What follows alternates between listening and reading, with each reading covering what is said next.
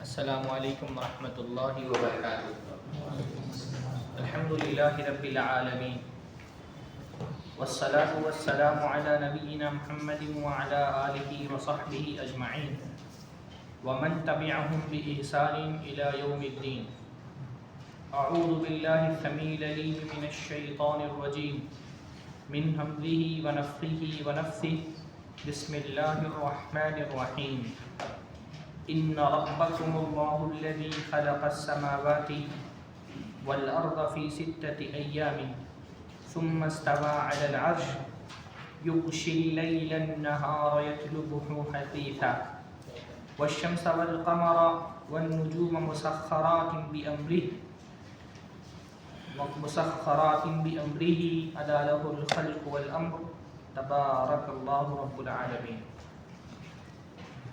سب سے پہلے ہر طرح کی حمد و ثنا، تعریف و توصیف اللہ رب العزت کے لیے لائق اور زیبا ہے، جس کے فضل و احسان سے تفسیر قرآن کی اس بابرکت مجلس میں ہم جمع ہوئے ہیں۔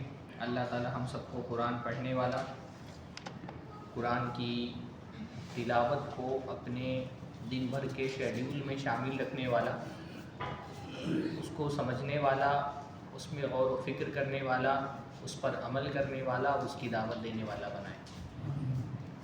قرآن کے دروس کی برکتیں اپنی جگہ پر ہیں، پر قرآن کے جو دروس مساجد میں منعقد کیے جاتے ہیں ان کی خصوصی فضیلتیں احادیث میں مروی ہیں۔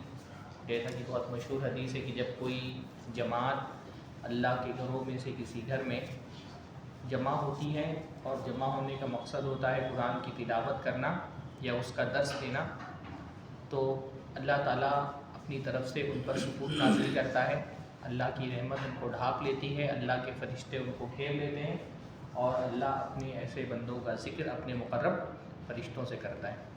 آج کی اس بابرکت مجلس میں ہم بھی یہ اللہ تعالیٰ سے امید رکھتے ہیں کہ انشاءاللہ تعالیٰ آج کی مجلس کی برکت سے ہم بھی ان لوگوں میں شامل ہو جائیں جن کو اللہ تعالیٰ کی طرف سے جن پر سکون نازل ہو، اللہ کی رحمتیں جن پر نازل ہوں، فرشتے جن کو گھیر لیں اور جن کا ذکر اللہ اپنے مقرب فرشتوں سے فرمائیں۔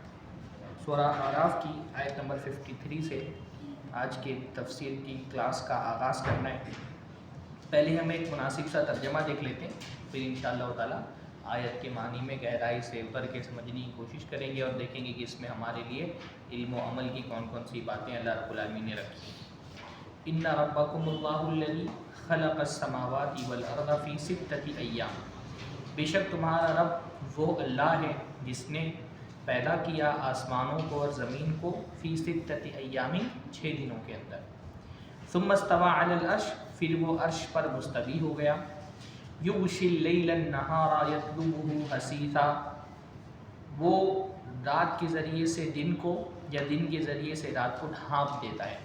وہ رات کو اس بات کا پابند بناتا ہے کہ رات دن کو ڈھانپ دیتی ہے، یا دن کو اس بات کا پابند بناتا ہے کہ دن رات کو ڈھانپ دیتا ہے۔ یطلبہ حثیثا، اور وہ اس کو تیزی کے ساتھ آ دبوچتے ہیں، تیز رفتاری کے ساتھ دونوں ایک دوسرے کو آ دبوچتے ہیں، طلب کر لیتے ہیں۔ والشمس والقمر والنجوم مسخرات بأمرہ، اور سورج چاند ستارے اس کے حکم کے پابند ہیں۔ الا لہ الخلق والامر، اسی کے لیے ہے خلق اور اسی کے لیے ہے امر۔ اب انشاءاللہ اس کا معنی ہم بتائیں گے۔ تبارک اللہ رب العالمین، اللہ رب العالمین کی ذات بڑی بابرکت ہے، برکتوں کا منبع ہے۔ آیت کا آغاز ہو رہا ہے اور اس آیت کا پچھلی آیت سے بھی بہت اہم مناسبت ہے، آگے والی آیتوں سے بھی اہم مناسبتیں ہیں۔ ان کا مطلب کیا ہوتا ہے؟ بے شک۔ ان ربکم اللہ، بے شک تمہارا رب کون ہے؟ اللہ۔ آیت میں بنیادی طور پہ اللہ تعالیٰ کی ربوبیت کے مظاہر کا بیان ہو رہا ہے، اللہ تعالیٰ کی ربوبیت کے فیضان کا بیان ہو رہا ہے۔ اللہ تعالیٰ رب ہے۔ رب کے معنی کیا ہوتے ہیں؟ اردو میں ایک لفظ ہم استعمال کرتے ہیں تربیت، ہے نا؟ تربیت کا لفظ استعمال کرتے ہیں۔ تربیت کا مطلب ہوتا ہے پالنا پوسنا، ہے نا؟ رب کا مطلب بھی ہوتا ہے جو کائنات کو پیدا کرنے والا ہے، اس کو پالنے والا ہے، اس کا پالنہار ہے، اس کا پروردگار ہے، اس میں تدبیر اور تصرف کرنے والا ہے۔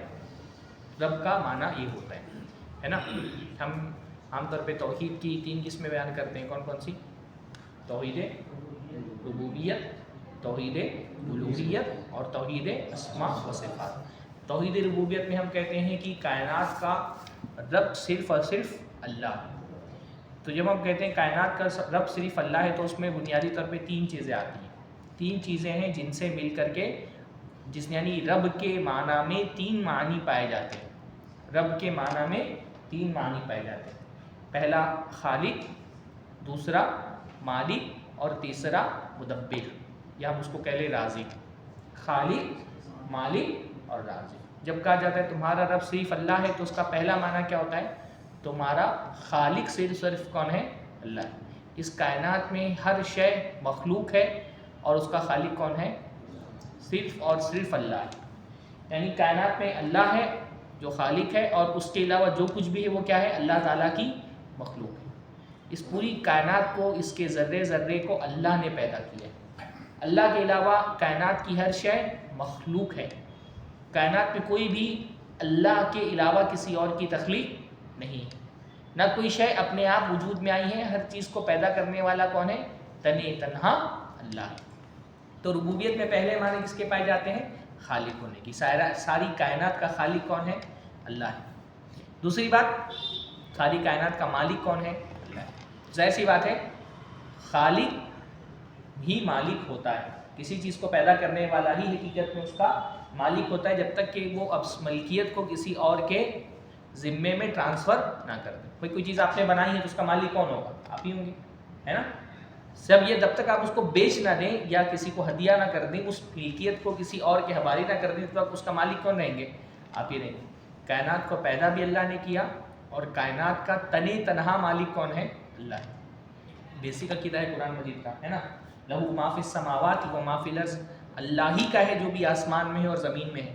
کائنات پیدا بھی اللہ نے کی اور اس کی ملکیت بھی اللہ تعالیٰ نے اپنے پاس رکھی ہے۔ اللہ تعالیٰ نے اپنی ملکیت میں بھی کسی کو شریک نہیں بنایا، ہے نا؟ لہ الملک، اللہ ہی تعالیٰ کا ہے ملک۔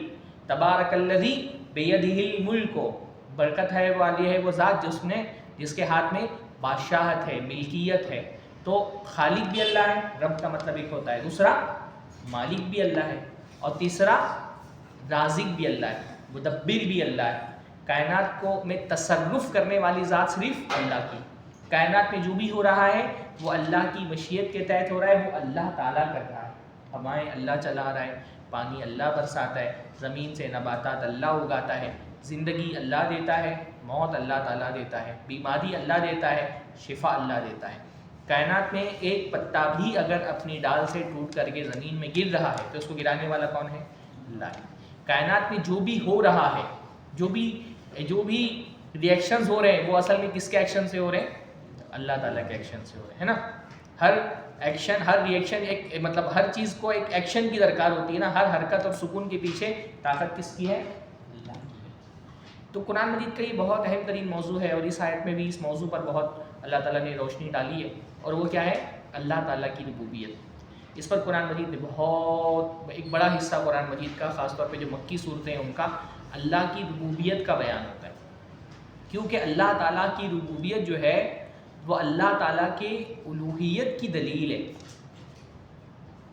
یہ بڑا بنیادی مقدمہ قرآن مجید کا یہ ہے، یعنی اسلام کا بنیادی عقیدہ توحید ہے، لا الہ الا اللہ، اللہ کے علاوہ کوئی معبود برحق نہیں ہے۔ یہ قرآن کا بیسک مقدمہ ہے، یہ دعویٰ ہے نا۔ لا الہ الا اللہ ایک دعویٰ ہے، اس دعوے کی دلیل کیا ہے؟ لا رب الا اللہ، اللہ کے علاوہ کوئی حقیقی معبود نہیں، کیونکہ اللہ کے علاوہ کوئی رب نہیں ہے۔ اللہ کی عبادت کیوں کرنی ہے؟ کیونکہ وہی اکیلا رب ہے۔ عبادت کا مستحق کون ہے؟ وہ جو رب ہے۔ تو اللہ کے علاوہ کیونکہ کوئی رب نہیں، تو اللہ رب العالمین کے علاوہ کسی کو معبود بھی نہیں ہونا چاہیے۔ نہیں سمجھے؟ بات سمجھ میں آ رہی؟ ہماری دعوت کیا ہے؟ اللہ کے علاوہ کسی کی پوجا مت کرو، اللہ کے علاوہ کسی کی عبادت مت کرو، اللہ کے علاوہ کسی کے سامنے سر مت جھکاؤ۔ یہ ہماری دعوت ہے نا؟ کوئی کہے کہ کیوں نہیں جھکائیں سر؟ اللہ کے علاوہ کسی اور کی عبادت کیوں نہیں کی جا سکتی؟ اللہ کے علاوہ کوئی پوجا اور اپاسنا کا مستحق کیوں نہیں ہے؟ اللہ کے علاوہ کسی اور کے سامنے سر کیوں نہیں جھکانا ہے؟ تو اس کا جواب کیا ہوگا؟ دلیل کیا ہے اس کی؟ لا الہ الا اللہ تو ایک دعویٰ ہے نا، اس دعوے کی دلیل کیا ہے؟ آپ نے کہا اعبدوا ربک، اللہ کی عبادت کرو، اعبدوا اللہ، اللہ کی عبادت کرو، لا الہ الا اللہ، اللہ کے علاوہ کوئی عبادت کا مستحق نہیں۔ کوئی پوچھے بھائی یہ تو آپ کا دعویٰ ہے نا کہ اللہ کے علاوہ کوئی عبادت کا مستحق نہیں ہے، آپ کے پاس اس دعوے کی دلیل کیا ہے؟ تو کیا جواب دیں گے آپ؟ ہاں کیا جواب دیں گے آپ؟ یہ تو آپ کا دعویٰ ہے نا کہ اللہ کے علاوہ کوئی عبادت کا مستحق نہیں ہے۔ کوئی پوچھے کیوں مستحق ہے اللہ کے علاوہ کوئی عبادت کا، تو آپ اس کا جواب کیا دیں گے؟ ہاں کیونکہ اللہ ہی اکیلا ہے جو رب ہے۔ سر اس کے سامنے جھکانا چاہیے جو خالق ہے، اس کے سامنے نہیں جھکانا چاہیے جو مخلوق ہے نا۔ ہم کہتے ہیں worship the creator not the creation, creator کی عبادت کرنی چاہیے، کریشن کی عبادت نہیں کرنی چاہیے۔ تو کریٹر تو صرف ایک ہے اور وہ کون ہے؟ اللہ ہے۔ اس کے علاوہ جو کچھ بھی ہے وہ کیا ہے؟ کریشن ہے، جو پیدا کیا گیا ہے۔ پیدا کرنے والا عبادت کا مستحق ہے، پیدا کی گئی چیز عبادت کی مستحق۔ یہ سب سے بیسک عقیدہ ہے، یہ کی آف دعویٰ ہے۔ ہاں یہ کی آف دعویٰ ہے۔ ہمارے یہاں بہت سارے جو متجدد قسم کے دعات ہیں، انہوں نے کہا کی آف دعویٰ یہ ہے کہ دیکھو بائبل میں بھی لکھا ہے اللہ کی پوجا کرو، گیتا میں لکھا اللہ کی پوجا کرو، ویدا میں لکھا اللہ کی پوجا کرو۔ کی آف دعویٰ یہ نہیں۔ قرآن مجید میں جو اللہ تعالیٰ نے کہا اللہ کے علاوہ کسی کی عبادت مت کرو، اس کی دلیل ہمیشہ کیا پیش کی؟ اللہ کی عبادت اس لیے کرنی ہے کیونکہ وہ پہلی بات خالق ہے نا، وہ خالق ہے، اور اس کے علاوہ جو کچھ بھی ہے وہ کیا ہے؟ مخلوق ہے۔ اس لیے قرآن مجید میں ایک مقدمہ آپ دیکھیں گے، جب مشرکین کو بتوں کی پوجا سے روکا گیا اور اللہ کی پوجا کا حکم دیا گیا، اللہ کی عبادت کا حکم دیا گیا، تو دلیل ان کو کیا دی گئی؟ اللہ کی عبادت کرو کیونکہ وہ خالق ہے۔ پہلی آیت قرآن مجید کی جس میں اللہ کی عبادت کا حکم دیا گیا، یا ایھا الناس اعبدوا ربکم الذی خلقکم، اے لوگوں عبادت کرو اپنے رب کی۔ اللہ کی عبادت کیوں کرنا ہے؟ کیونکہ وہ رب ہے، اور پھر رب میں پہلی چیز کیا آ گئی؟ الذی خلقکم، جس نے تم کو پیدا کیا۔ قرآن مجید میں بار بار اللہ تعالیٰ نے پوچھا ہے امن یخلق السمع والابصار، کون ہے جو آسمان، جس نے کان اور آنکھ پیدا کی ہیں، کائنات کس نے بنائی ہے، آسمان و زمین کس نے بنایا۔ جب سارا بنایا اس نے تو سر اس کے سامنے جھکاؤ، جو بنانے والا ہے، جو بننے والا ہے اس کے سامنے سر نہیں جھکانا۔ قرآن مجید میں جہاں بتوں کی عبادت سے روکا گیا، بار بار ان کے عبادت کے غلط ہونے کی دلیل کیا دی گئی؟ کہ انہوں نے کچھ بھی پیدا نہیں کیا ہے نا۔ بتوں کی پوجا سے جب روکا گیا تو اللہ تعالیٰ نے کیا فرمایا؟ لن یخلقوا ذبابا ولو اجتمعوا لہ، تم جن بتوں کی پوجا کرتے ہو وہ تو ایک مکڑی بھی پیدا نہیں کر سکتے، ایک مکھی بھی پیدا نہیں کر سکتے۔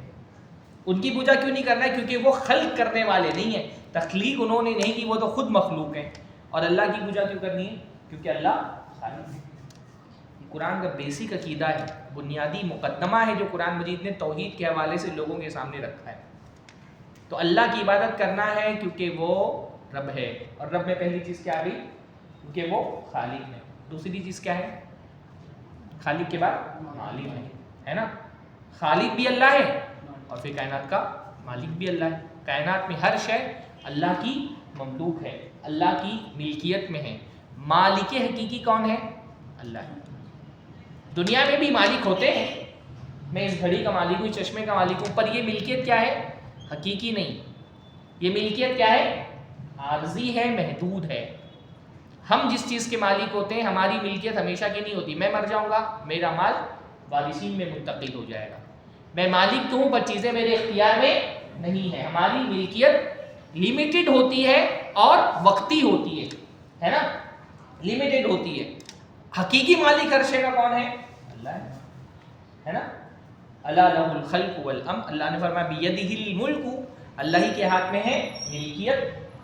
آیت الکرسی میں ہم کو سبق سکھایا گیا لہو ما فی السماوات و ما فی الارض، آسمان اور زمین ہر شے میں جو کچھ بھی ہے اس کا مالک کون ہے؟ اللہ ہے۔ بھائی اگر یہ چیز میری ملکیت ہے پر میں بھی تو خود اللہ کی ملکیت ہوں، تو غلام کی کچھ بھی ملکیت نہیں ہوتی ہے۔ کائنات کی ہر شے کا مالک حقیقی کون ہے؟ اللہ ہے۔ تو اللہ کی عبادت اس لیے کرنا ہے کیونکہ وہی مالک حقیقی ہے نا۔ باقی دنیا میں کوئی بھی اللہ کی ملکیت میں شریک نہیں، اور یہ بھی قرآن کا مقدمہ ہے۔ قرآن مجید نے بار بار یعنی اللہ لا الہ الا هو الحی القیوم، اللہ لا الہ الا ہوا، اللہ کے علاوہ کوئی معبود حقیقی نہیں ہے. یہ ایک دعویٰ ہے اور اس دعوے کی دلیل اللہ نے کیا دی؟ لہو ما فی السماوات و ما فی الارض، کہ کائنات میں ہر شے اسی کی ملکیت ہے. تو مالک کو پوجا جاتا ہے، مملوک کو نہیں پوجا جاتا ہے نا. عبادت اس کی کرنی چاہیے جو مالک ہے، اس کی نہیں جو خود مملوک ہے، جو خود کسی کی ملکیت میں ہے. اس لیے بتوں کی عبادت کرنے سے روکا تو کیا فرمایا؟ ما یملکون من قطمیر، کہ تم جن بتوں کی پوجا کرتے ہو وہ تو قطمیر کے بھی مالک نہیں ہیں. قطمیر کس کو کہتے ہیں آپ بتائیے؟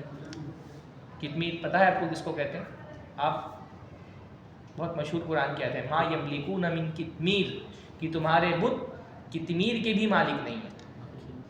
نہیں، مکھی نہیں. کون بتائے گا؟ ہاں، کھجور کی جو گٹھلی ہوتی ہے اس گٹھلی کے اوپر ایک پتلا سا چھلکا ہوتا ہے نا، اس چھلکے کے بھی مالک نہیں ہے نا. جو تمہارے بت ہے حقیقی ملکیت میں تو وہ اللہ تعالیٰ کے ساتھ کوئی بھی ذرہ برابر کے شریک نہیں. ایون کھجور نہیں کہا، کھجور کی گٹھلی بھی نہیں کہا. گٹھلی کے اوپر ایک پتلا سا وائٹ سا چھلکا ہوتا ہے نا، جو آپ کہتے ہیں. ہاں، ریشہ ایک الگ چیز ہوتی ہے، چھلکا ہوتا ہے پتلا سا باریک سا. فرمایا تمہارے بت اس کھجور کی گٹھلی کے چھلکے کے بھی مالک نہیں ہیں. تو تم ان کو کیوں پوچھتے ہو جس کی ملکیت میں کھجور کی گٹھلی کا چھلکا بھی نہیں ہے؟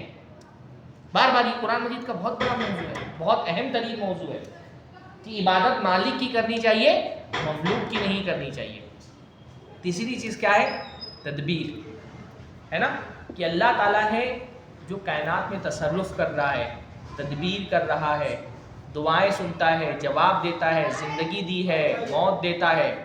کائنات پوری کی پوری اس میں جو بھی ہو رہا ہے، جو بھی حرکت ہے وہ اللہ تعالیٰ کے کرنے سے ہو رہی ہے، جو بھی سکون ہے وہ اللہ تعالیٰ کرنے سے ہو رہا ہے. کائنات میں ایک ذرہ بھی یہاں سے وہاں نہیں ہو سکتا جب تک اللہ تعالیٰ وہ نہ چاہے، ہے نا. ہر چیز اللہ تعالیٰ کے ارادے سے، اللہ تعالیٰ کی مشیت سے ہو رہی ہے. سارا تصرف اللہ تعالیٰ کر رہا ہے. کائنات میں ہر شے اللہ کی کرنے سے ہو رہی ہے. تو عبادت کس کی کرنی چاہیے؟ جو رازق ہے، جو مدبر ہے، جو تصرف کرنے والا ہے. جو تمہارے معبود ہے وہ کچھ بھی تصرف کا اختیار نہیں رکھتا ہے نا. قرآن مجید میں کتنی مرتبہ یہ فرمایا کہ اللہ تعالیٰ کی عبادت. حضرت ابراہیم نے اپنی قوم کو جب کہا کہ میں اللہ کی عبادت کرتا ہوں تو دلیل کیا دی؟ والذی، کیسے کہے کہ وہی ہے جو زندگی دیتا ہے اور موت دیتا ہے نا. وہی ہے جو مارتا ہے اور جلاتا ہے، جو کہتے ہیں وَيُطْعِمُنِي وَيَسْقِينِ، اور مجھے کھلاتا ہے اور مجھے پلاتا ہے. وَإِذَا مَرِضْتُ فَهُوَ يَشْفِينِ، جب میں بیمار ہوتا ہوں تو وہ مجھے شفا دیتا ہے. کھلانا، پلانا، آسمان سے بارش نازل کرنا، سورج کا نکالنا ڈبانا، دن رات کے پھیرے لگانا، سارا کائنات میں جو بھی ہو رہا ہے چھوٹا سے چھوٹا اور بڑا سے بڑا کام وہ کون کر رہا ہے؟ اللہ کر رہا ہے. تو عبادت اس کی کرو جس کے پاس کنٹرول ہے چیزوں کا، اختیار ہے، جو تصرف کر رہا ہے. اور جو تمہارے معبود ہیں ان کے پاس کوئی بھی کنٹرول نہیں کہ ہے، ہاں ان کے پاس کوئی اختیار ہے، وہ بے اختیار ہے. اللہ تعالیٰ نے فرمایا امن یجیب المضطر اذا دعاہ ویکشف السوء، کون ہے جو پریشان حال کی پریشانی کو سنتا ہے جب وہ دعا کرتا ہے. تمہارے معبود تو نہیں سن سکتے.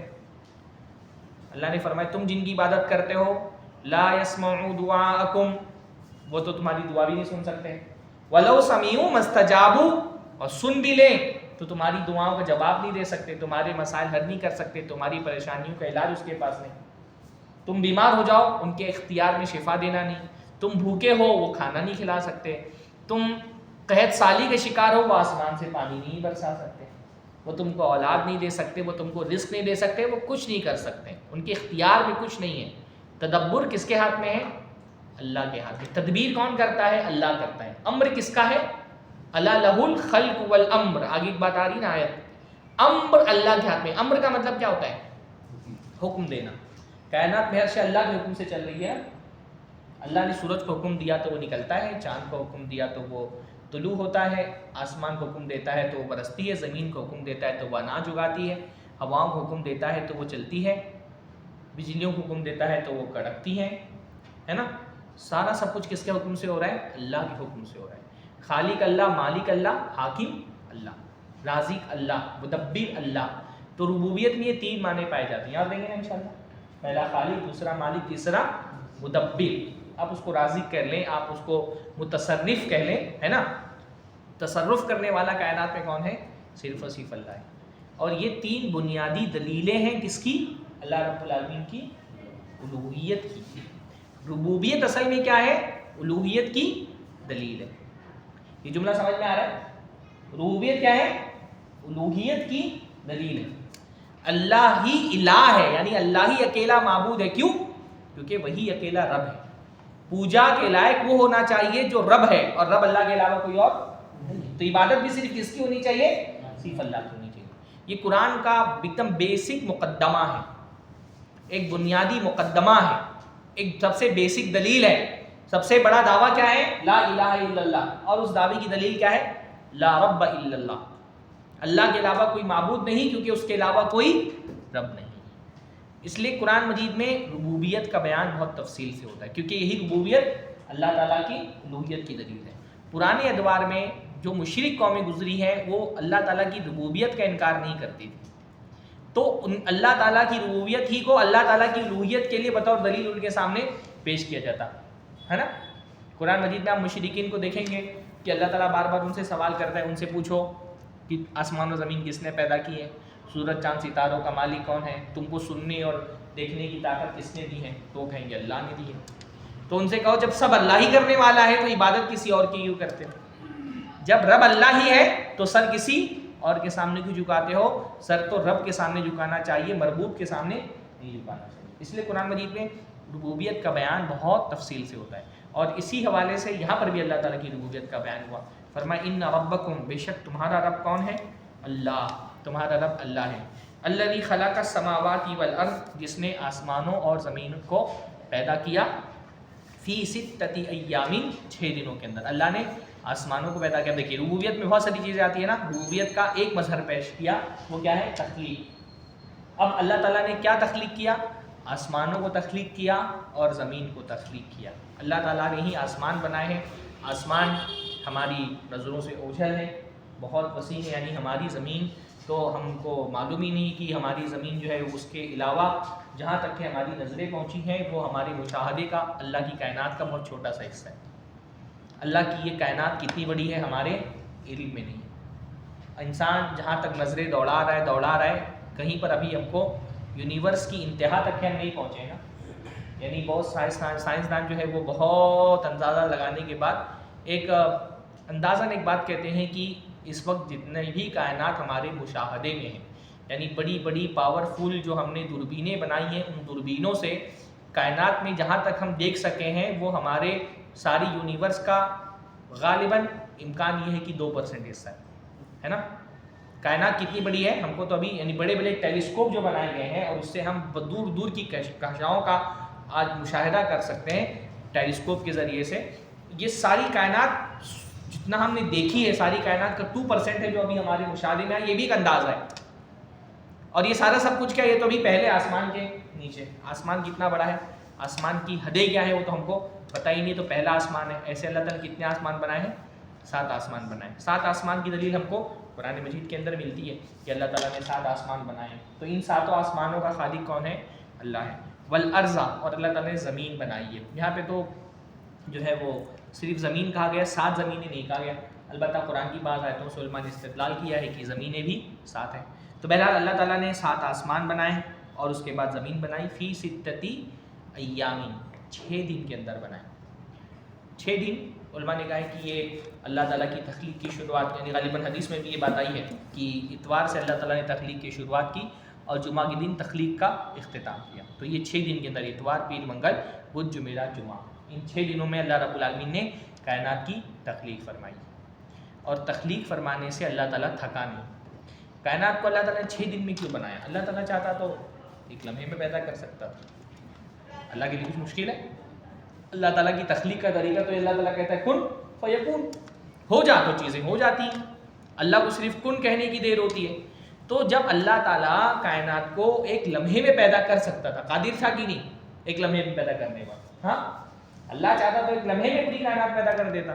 تو پھر کائنات کے پیدا کرنے میں 6 دن کیوں لگا دی اللہ تعالیٰ نے؟ کیا اللہ تعالیٰ کے لیے ممکن نہیں تھا کہ ایک لمحے میں پیدا کرتا، یا کوئی حکمت تھی اللہ کی؟ کون جواب دے گا؟ ہاں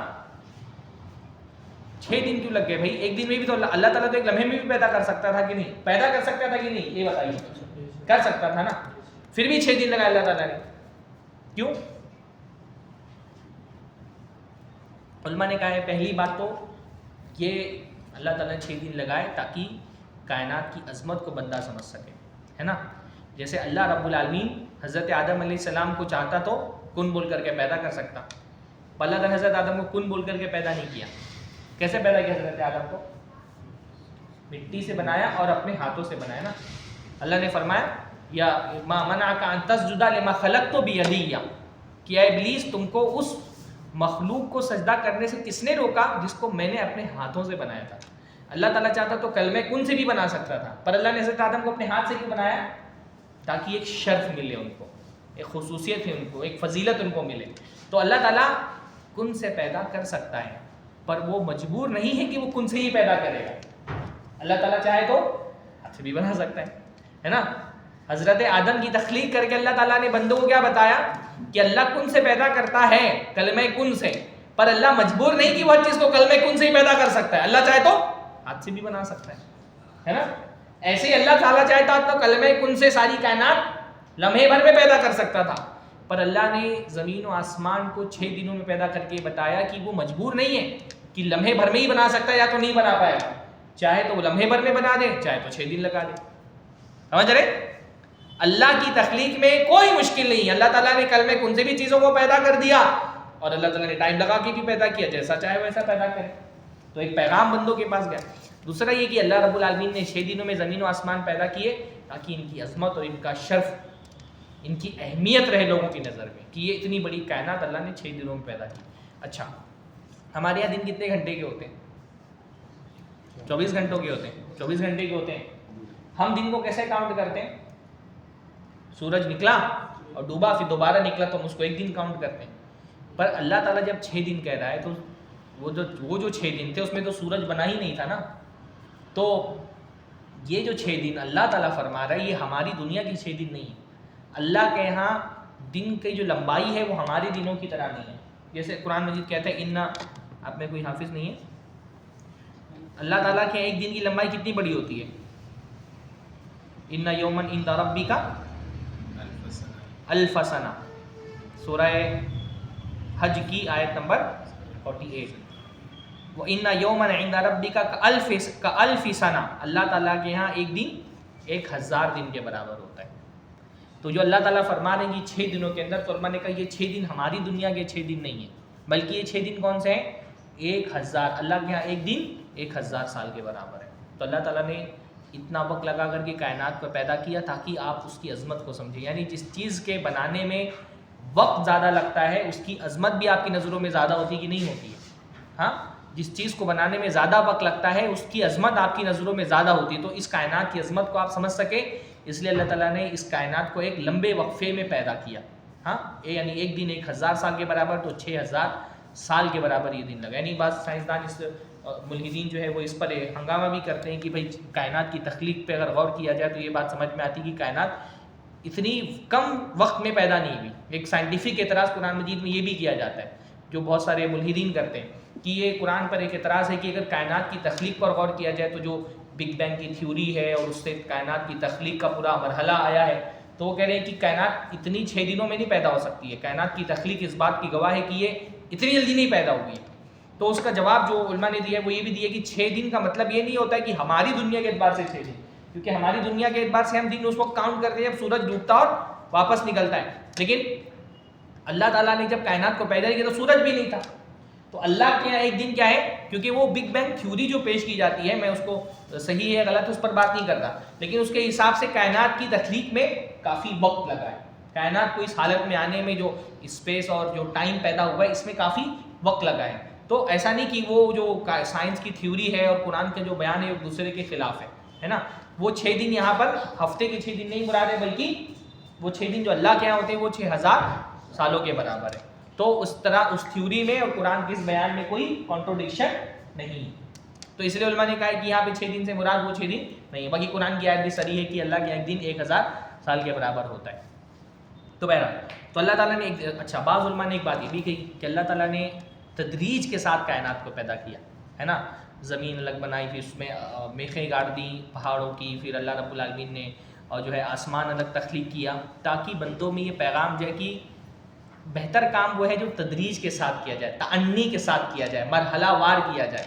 لوگوں کو مرحلہ وار بندوں تک یہ پیغام پہنچے کہ اچھا کام وہ ہے جو مرحلہ وار تدریج کے ساتھ ایک ایک کر کے کام کرنا، اور ایک کام کو جتنا وقت ہونا چاہیے اتنا وقت دینا، جلد بازی نہیں کرنا چاہیے کاموں میں. بندوں تک یہ پیغام جائے، اس لیے بھی اللہ تعالیٰ نے کائنات کو تدریج سے پیدا کیا ہے. بہرحال 6 دن میں اللہ تعالیٰ نے کائنات پیدا کی ہے. اینڈ اچھا اللہ تعالیٰ قرآن مجید میں ایک جگہ اللہ نے فرمایا کہ ہم نے زمین و آسمان کو 6 دنوں میں پیدا کیا، وما مسنا من لغوب، اور ہم کو کوئی تھکان نہیں ہوئی. ہاں یہ قرآن مجید میں خاص طور پہ بیان کیا گیا غریباً سورہ سجدہ میں. ہاں وما مسنا من لغوب، ہم کو تھکان نہیں ہوئی. یعنی ایسا نہیں کہ اللہ تعالیٰ کی قدرت میں نہیں تھا تو اللہ تعالیٰ نے زیادہ ٹائم لے لیا کائنات پیدا کرنے میں اور اس کے بعد اللہ تھک گیا ہو. جیسے کہ جو اولڈ ٹیسٹمنٹ ہے اس میں جہاں تخلیق کا بیان آیا وہاں پر یہ ہے کہ اللہ تعالیٰ نے 6 دنوں میں آسمان اور زمین پیدا کیے. Then he was rested and refreshed, اس کے بعد اللہ نے ریسٹ کیا اور وہ ریفریش ہوا.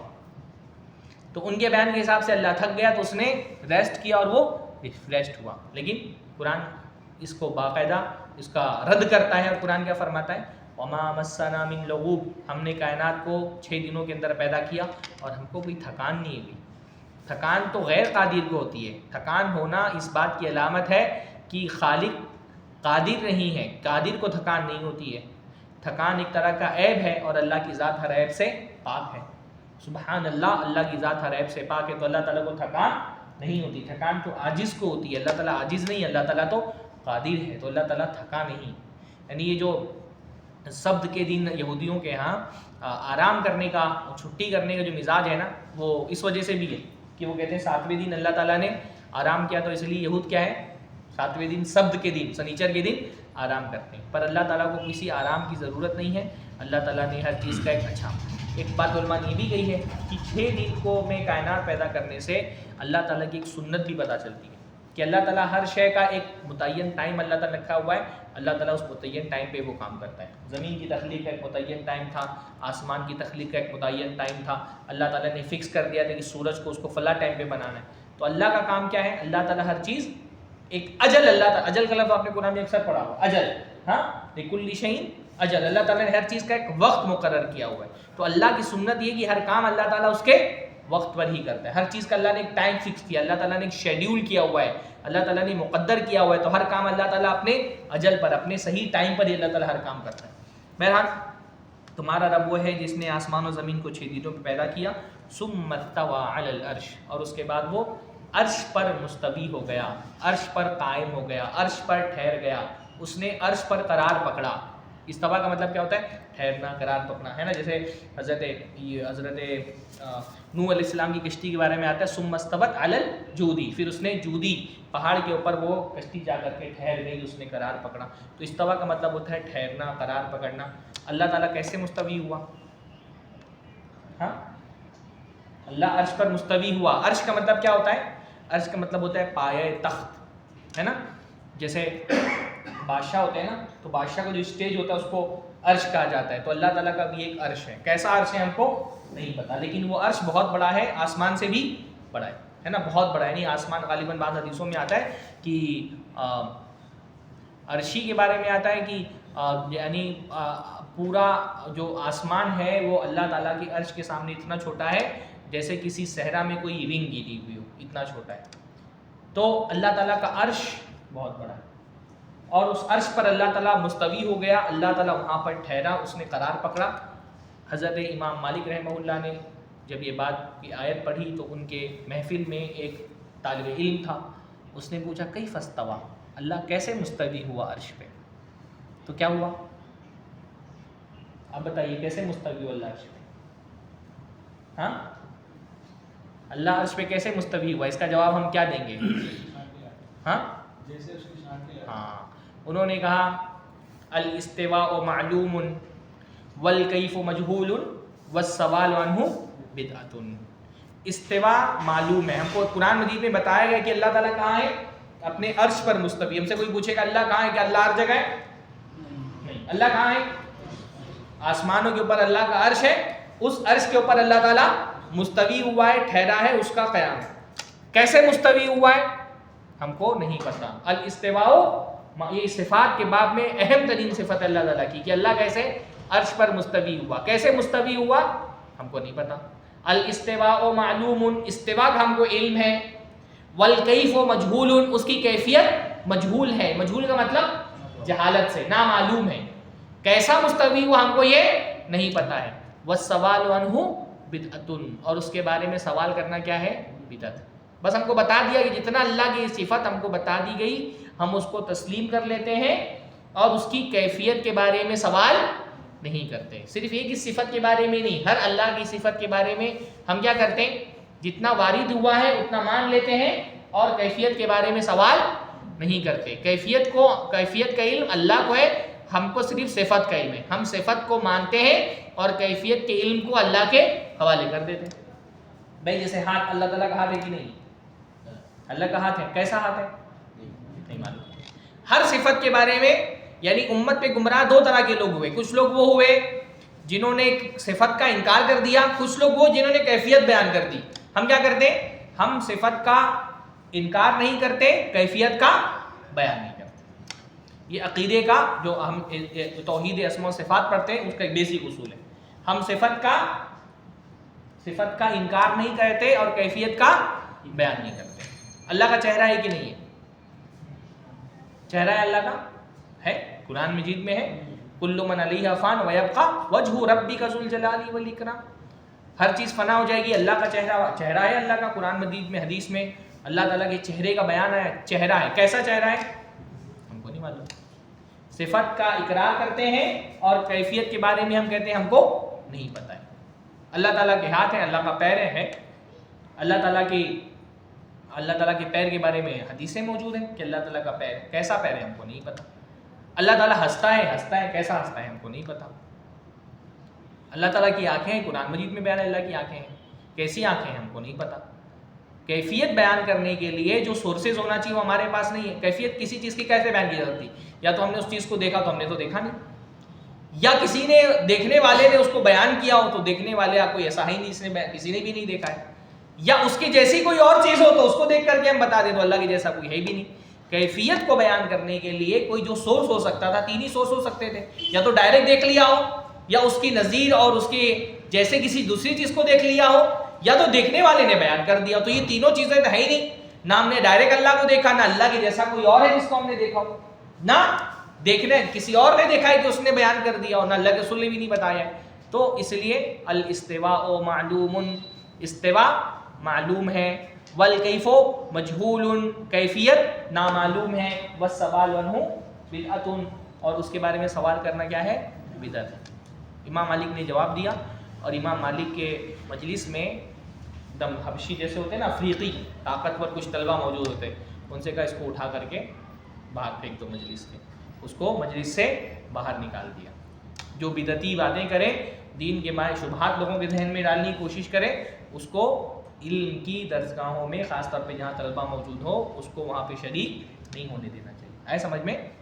جو لوگ لوگوں کے ذہن میں شبہات ڈالتے ہیں، خاص طور پہ کچے ذہن والے جو طالب علم ہوتے ہیں، جن کا بھی بیسک بھی مضبوط نہیں ہوا ہے، جنہوں نے ابھی دین کو گہرائی سے نہیں سمجھا ہے، ایسے لوگوں کو ایسے داعیوں سے یا ایسے لوگوں سے دور رہنا چاہیے جو شبہات میں گھرے ہوئے ہیں۔ کیونکہ یہ شبہات والے کیا کرتے ہیں، جب انسان علم میں پختہ ہو جاتا ہے تو الگ بات ہے، پھر تو نہ صرف یہ کہ شبہات والوں کو پڑھتا ہے بلکہ ان کا جواب بھی دیتا ہے، لیکن جب تک بندہ علم میں پختہ نہ ہو اس کو شبہات کی بات کرنے والوں سے دور رہنا چاہیے، تو اس کو نکلوا کر کے اپنی مجلس سے باہر کر دیا۔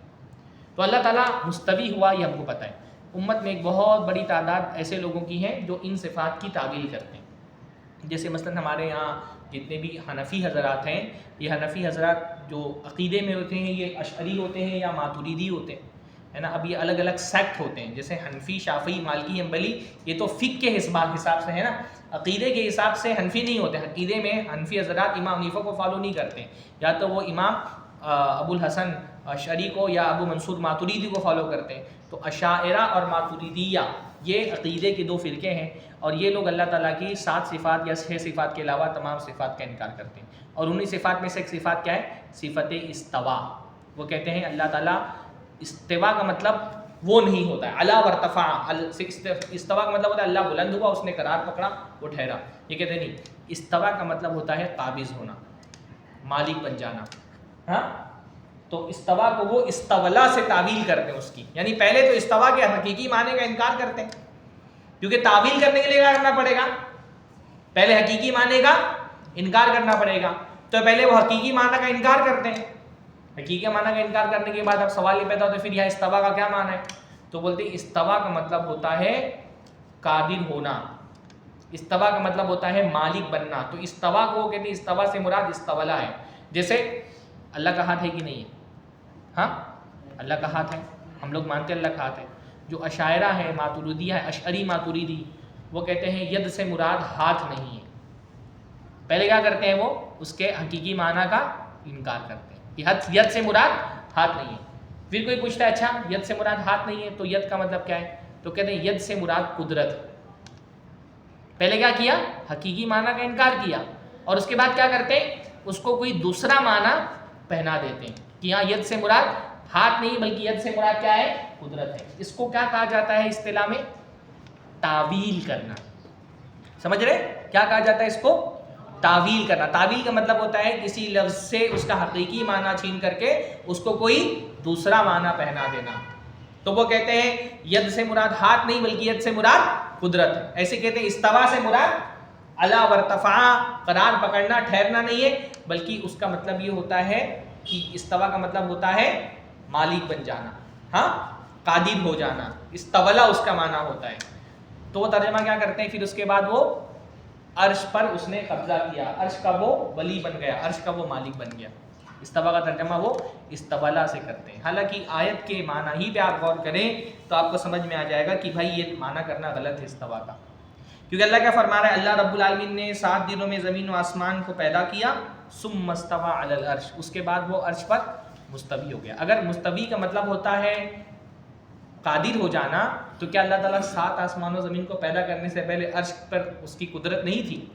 ہاں ثم کا لفظ ہے نا، ثم کا مطلب کیا ہوتا ہے؟ پھر وہ عرش پر مستوی ہوا. تو اگر استوا سے استولا مانا لیا جائے تو مطلب کیا ہوگا؟ پھر اللہ رب العالمین عرش کا مالک بن گیا. ہاں عرش کو اپنے قدرت میں لیا.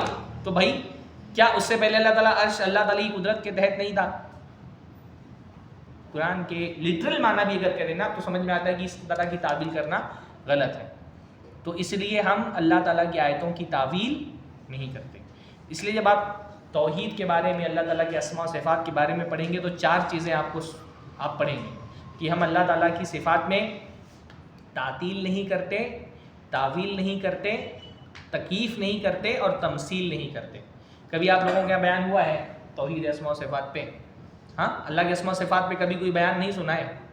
ایک بہت بیسک کوئی کورس رکھ لینا چاہیے آپ کو ایک دن کا. یہ بہت اہم اللہ تعالیٰ کے عقیدے کے متعلق بات. اللہ کی صفات میں ہم 4 چیزیں نہیں کرتے. پہلا تعطیل. تعطیل کا مطلب کیا ہوتا ہے؟ انکار کرنا. دوسرا تعویل. تعویل کا مطلب کیا ہوتا ہے؟ دوسرا معنی پہنا دینا حقیقی معنی کے علاوہ. جیسے ید کا مطلب یہ کہنا ہاتھ نہیں ہے بلکہ قدرت ہے نا. تو اللہ تعالیٰ کی صفات کا ہم انکار نہیں کرتے، تعویل نہیں کرتے، تکییف یعنی کیفیت بیان نہیں کرتے، تمثیل یعنی اس کی مثال بیان نہیں کرتے. جیسے بہت سارے گمراہ فرقے جنہوں نے کہا اللہ کا چہرہ مخلوق کے چہرے کی طرح، تو ہم اس کی تمثیل، اس کی مثال بھی بیان نہیں کرتے. تعطیل، تعویل، تکییف اور تمثیل.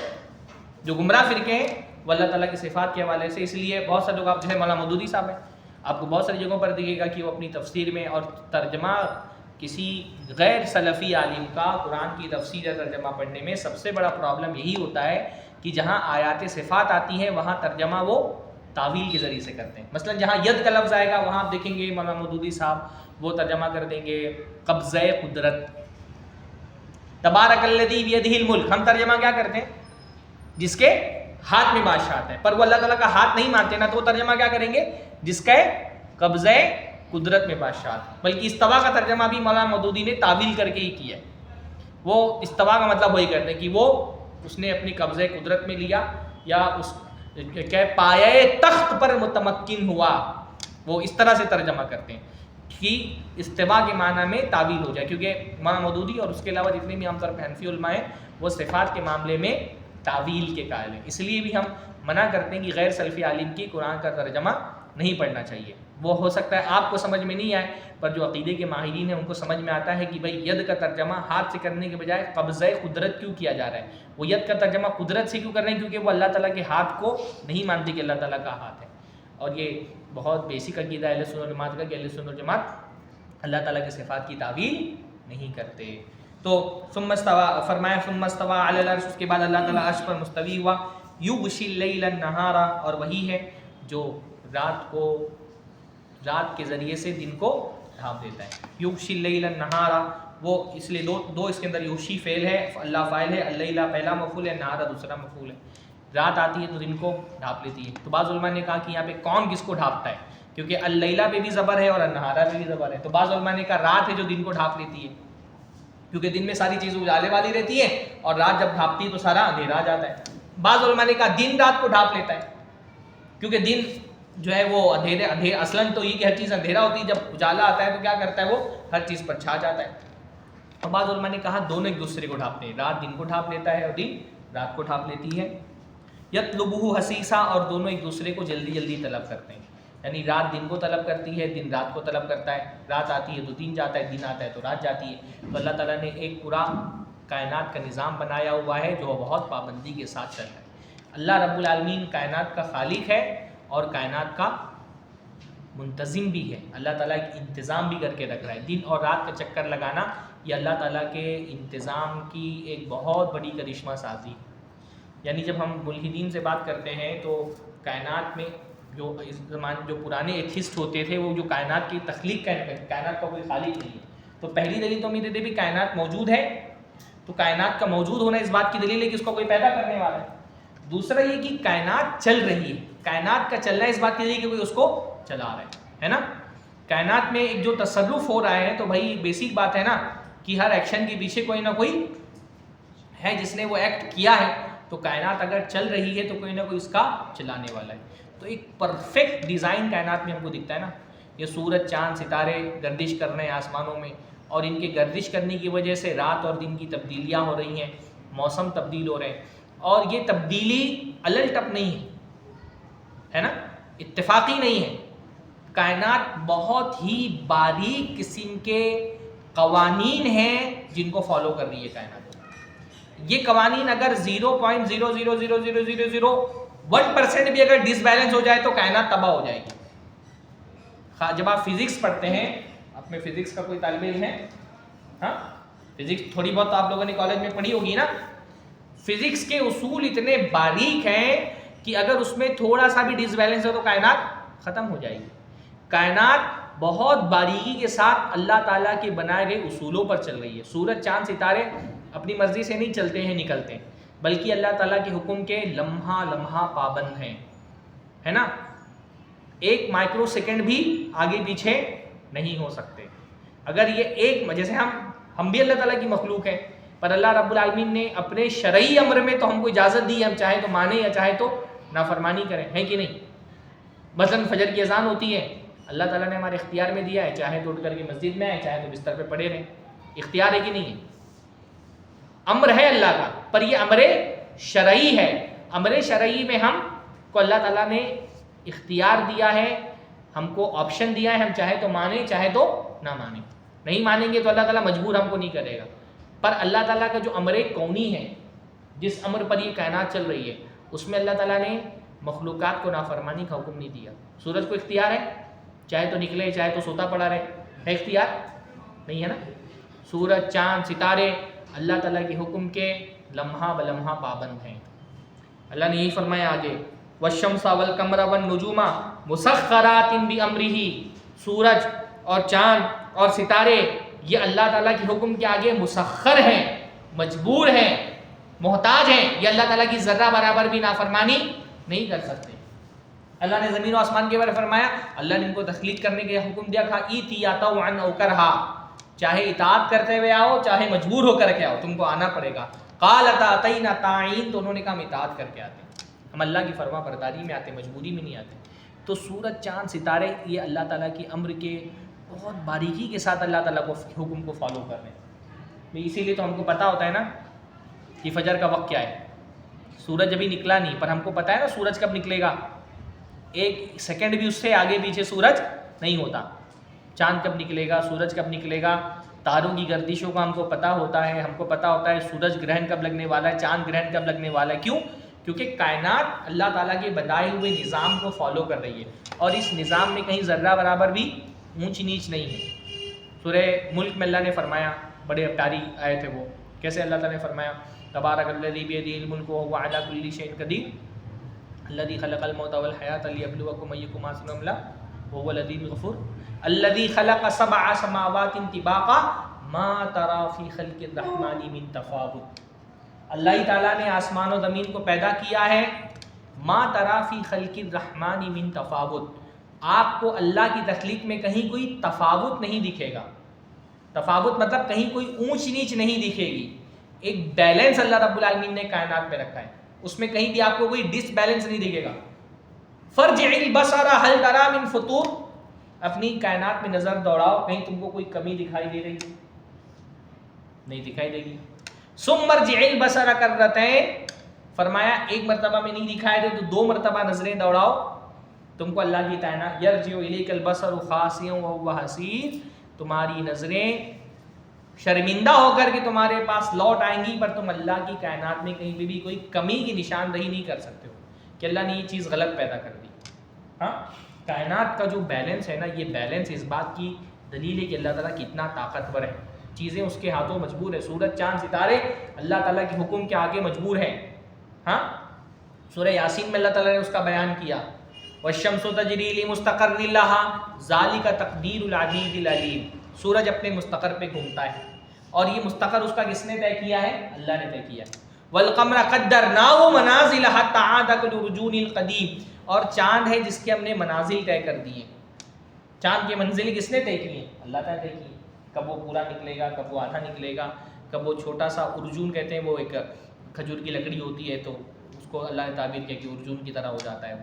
تو یہ سارا سورج چاند ستارے اور یہ پوری کائنات، جو فزکس کے اصول آپ پڑھتے ہیں، یہ اصول آپ پڑھ رہے ہیں نا. فزکس پڑھنے کا مطلب ہے کہ آپ نے کائنات چلنے کے اصول پڑھ لیے. یہ اصول بنانے والا کون ہے؟ یہ اللہ ہے.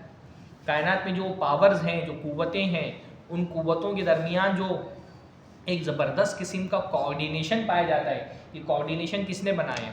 سورج چاند سے کیوں نہیں ٹکرا جا رہا؟ زمین ستاروں سے کیوں نہیں ٹکرا جا رہی؟ للشمس ينبغي لها ان تدرك القمر، سورج جا کر کے چاند سے نہیں ٹکرا رہا. ہاں، ولا الليل سابق النهار، رات دن سے پہلے نہیں آ جا رہی. ساری چیزیں آسمان میں گردش کر رہی ہیں، اور زبردست قسم کی گردش میں کہیں کوئی ٹکراؤ نہیں ہے. تو یہ کون ہے جو اتنی تیز رفتاری کے ساتھ چلنے والی کائنات میں اس کو اس نے ٹکراؤ سے بچا کر کے رکھا ہے، اور اتنا زبردست فزک کا پورا نظام بنایا ہوا ہے؟ یہ کون ہے؟ یہ اللہ ہے نا. یہ اللہ ہے. مسخرات بامرہ، کائنات ہر شے اللہ تعالیٰ کے حکم کے آگے پابند ہے، اس کی مسخر ہے. الا لہ الخلق والامر، جان لو خلق بھی اس کا ہے اور امر بھی اس کا ہے. خلق کا مطلب پیدا بھی اس نے کیا، اور امر کا مطلب حکم بھی اسی کا چلتا ہے نا. کائنات بھی اس نے پیدا کی اور حکم بھی اسی کا چلتا ہے. اللہ تعالیٰ کا امر دو طرح کا ہے، ابھی میں نے بتایا آپ کو. ایک کون سا ہے؟ امر کونی، اور ایک کون سا ہے؟ امر شرعی. امر کونی کا مطلب کائنات میں جو میں نے بتایا کہ کائنات کا کنٹرول کس کے ہاتھ میں؟ اللہ کے ہاتھ میں. تو جو کچھ بھی ہو رہا ہے وہ اللہ کے حکم سے ہو رہا ہے. تخلیق اللہ کے حکم سے ہوئی، رزق اللہ کے حکم سے آتا ہے، زندگی اللہ کے حکم سے چلتی ہے، موت اللہ کے حکم سے آتی ہے. کائنات میں ایک ہے اللہ تعالیٰ کا امر کونی، اس امر کونی کی کوئی مخالفت نہیں کر سکتا. جیسے اللہ تعالیٰ کا امر ہے فلاں بندے کو فلاں تاریخ کو فلاں وقت میں مرنا ہے، اب بندہ مخالفت کر سکتا ہے؟ نہیں نا. کائنات چلانے میں، کائنات کے انتظام میں جو اللہ کا امر ہے اس میں کوئی اللہ کی مخالفت نہیں کر سکتا. تو جیسے امری کونی اس کا ہے، ویسے امر شرعی بھی اس کا ہے. جب کائنات میں امر اس کا چلتا ہے کونی، تو بندے کو امر شرعی میں بھی اللہ کی مخالفت نہیں کرنی چاہیے. یہ بہت عقیدے کا بہت پیارا موضوع ہے کہ امر کونی کیونکہ اللہ کا ہے تو امر شرعی بھی کس کا ہونا چاہیے؟ اللہ کا ہونا چاہیے. قرآن مجید میں امر اس لیے دو معنی میں آتا ہے. قرآن مجید اکثر پڑھتے ہیں کہ اللہ ہی کے لیے امر ہے، تو ایک تو یہ کہ امر کونی اللہ کے ہاتھ میں ہے تو امر شرعی بھی اللہ کے ہاتھ میں ہونا چاہیے. ایک معنی اس کا یہ ہے کہ کائنات میں جب کائنات اللہ نے پیدا کی، چلا اس کو اللہ رہا ہے، تو اس زمین پر دستور کس کا ہونا چاہیے؟ اللہ کا ہونا چاہیے. قانون کس کا ہونا چاہیے؟ اللہ کا ہونا چاہیے. فیصلے کا اختیار کس کے پاس ہونا چاہیے؟ اللہ کے پاس ہونا چاہیے. حلال و حرام کرنے کا پاور کس کے پاس ہونا چاہیے؟ اللہ کے پاس ہونا چاہیے. جب کائنات اللہ ہی نے پیدا کی ہے، اس کے امر سے پیدا ہوئی ہے، تو فیصلہ بھی کس کا نافذ ہونا چاہیے؟ اللہ کا، ہے نا. حلال اور حرام، اس لیے ہمارا عقیدہ کیا ہے؟ حلال و حرام کرنے کا اختیار اللہ کے علاوہ کسی اور کے پاس نہیں ہے. اللہ ہی چیزوں کو حلال کر سکتا ہے، اللہ ہی چیزوں کو حرام کر سکتا ہے. جو آدمی عقیدہ اللہ کے علاوہ کسی اور کو دے دے، حلال و حرام کا اختیار اللہ کے علاوہ کسی اور کے سپرد کر دے، وہ کیا ہے؟ کافر ہے. حلال و حرام کا امر اللہ کا ہے، مطلب کیا ہوتا ہے؟ ایک تو امر کونی اللہ کا ہے اور ایک امر شرعی اللہ کا ہے. حلال و حرام کا اختیار اللہ سے لے کے کسی اور کو دے دیا جائے تو کیا ہو جائے گا؟ کفر. اسی لیے تو جب حضرت عدی بن حاتم آئے اور انہوں نے کہا کہ اللہ رب العالمین نے قرآن میں فرمایا کہ ہم نے اپنے احبار اور رہبان کو، اپنے پادریوں کو اور اپنے راہبوں کو رب بنا لیا، تو اللہ کے رسول ہم اپنے پادریوں کو سجدہ تو نہیں کرتے. پھر اللہ تعالیٰ نے کہا کہ ہم نے اپنے پادریوں کو رب بنایا ہوا ہے. تو اللہ تعالیٰ نے فرمایا کہ بھائی اللہ نے جو فرمایا کہ تم نے اپنے پادریوں کو اور اپنے علماء کو اپنا رب بنا لیا ہے، اس کا مطلب یہ نہیں ہے کہ تم ان کے سامنے سجدہ کرتے ہو. اللہ کے رسول نے پوچھا اچھا بتاؤ تمہارا پادری اور تمہارے علماء اگر اللہ تعالیٰ کی کسی حلال کی بھی چیز کو حرام کر دیں تو تم حرام مان لیتے ہو؟ کہاں. اور کہا کہ اگر حرام کر دیں تو حلال مان لیتے ہو؟ کہاں. کہا یہی رب بنانا ہے. حلال و حرام کا اختیار اللہ کے علاوہ کسی اور کو دے دینا، یہ کیا ہے؟ اس کو رب بنانا ہے. حلال و حرام کرنے کا اختیار صرف اللہ رب العالمین کے پاس.